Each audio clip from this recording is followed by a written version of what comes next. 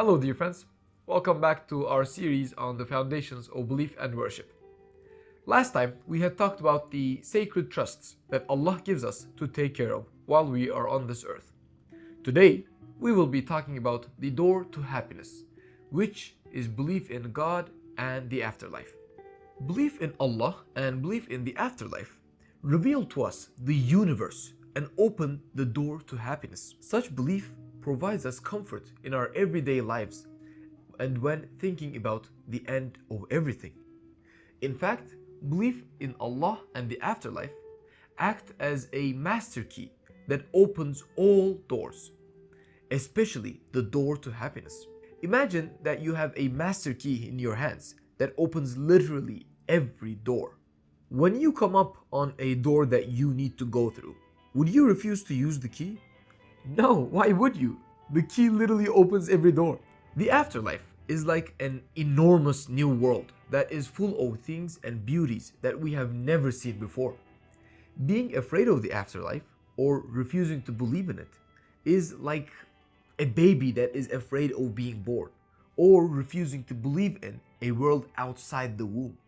The baby might say, if it could talk, "Oh, I've spent my whole life in this womb. I have never seen anything outside of here, so I don't believe it, or I'm afraid of the world outside of here." This world is like that womb, whereas the afterlife is like the earth that the baby will see after birth. It is infinitely larger and infinitely more beautiful.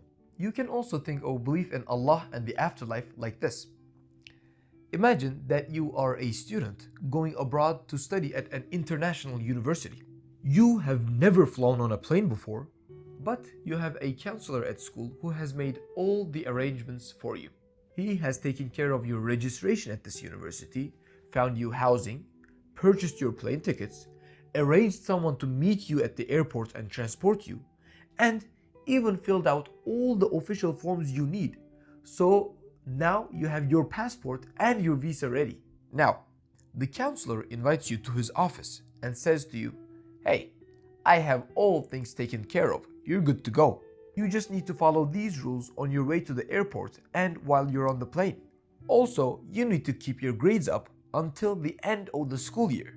You might have never flown before, but you don't need to be afraid because the plane is very safe and the pilot is literally the best in the entire world.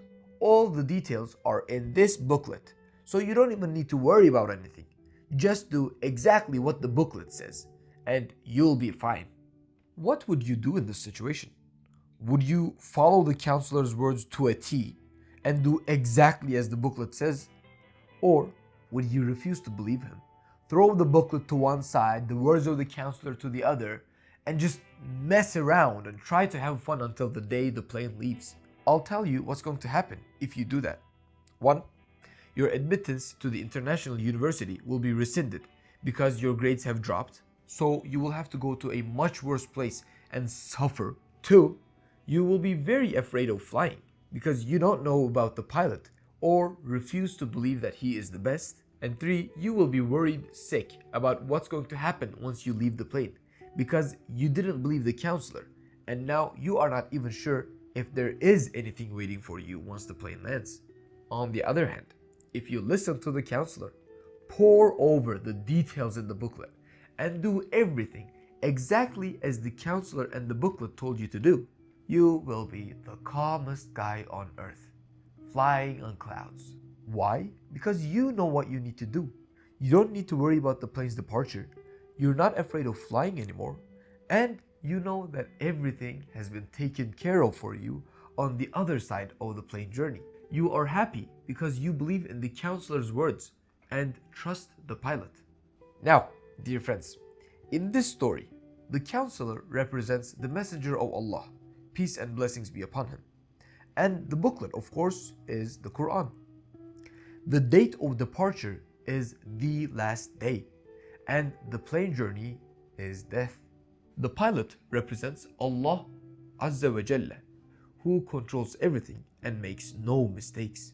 The country waiting for you on the other side of the plane journey is the afterlife, where you can either go to the great university that you want to go to, which is heaven, or be forced to work and suffer at a place that is much, much worse, which is hell. If you believe Allah's messenger and do as he tells you to do, you will be very happy in both worlds. So, dear friends, as we come to the end of our video, remember that belief in Allah and the afterlife is like a master key that opens all doors. So say, I believe in Allah and the last day, and open the door to happiness for yourself. Take care of yourselves and see you next time.